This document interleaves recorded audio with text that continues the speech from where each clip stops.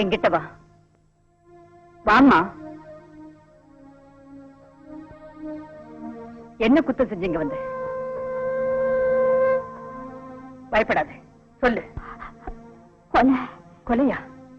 யாரு? ஸ்நேகிதனா நம்ப வச்சு என் புருஷன் அநியாயமா கொலை பண்ணின ஒரு அயோக்கியனை நான் கொலை பண்ணி அந்த குற்றத்துக்காக இங்க வந்தேன். சபாஷ். நான் செஞ்சது தப்பா? இல்லம்மா, உன்னை பாராட்டுறேன். கொலை பண்ணி தண்டனை அனுபவிக்க நீ உள்ள வந்த. ஆனா நான் செய்யாத குற்றத்துக்காக தண்டனை அனுபவிச்சுட்டு இருக்கேன். என்ன செய்யாத கொலைக்கு ஜெயிலுக்கே வந்தீங்க? ஒரு சிலர் வாழ்க்கை அப்படித்தாம்மா.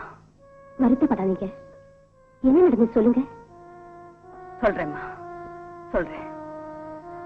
நான் அழுதா கேட்கிறவங்களோ அனுதாபப்படுறவங்களோ இல்லாம நான் வேதனைப்பட்டேன். அந்த வேதனையை இப்ப சொல்றேன். என் தாய் தந்தை எதிர்த்து லட்சக்கணக்கான ஆஸ்தியை உதறி விரும்பினவரே கல்யாணம் பண்ணிக்கிட்டேன்.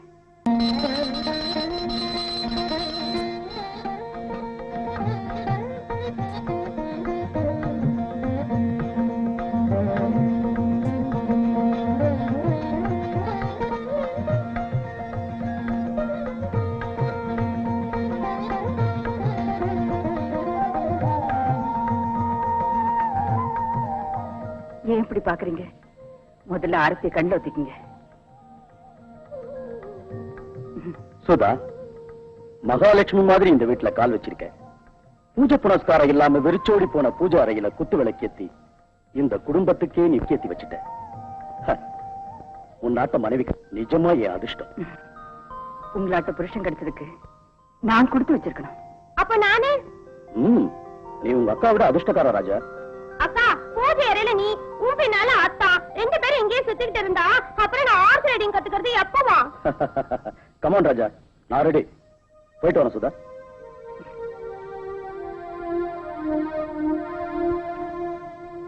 நான் கல்யாணம் பண்ணிக்கிட்ட வேதனையிலேயே எங்க அப்பா இறந்து போயிட்டாரு.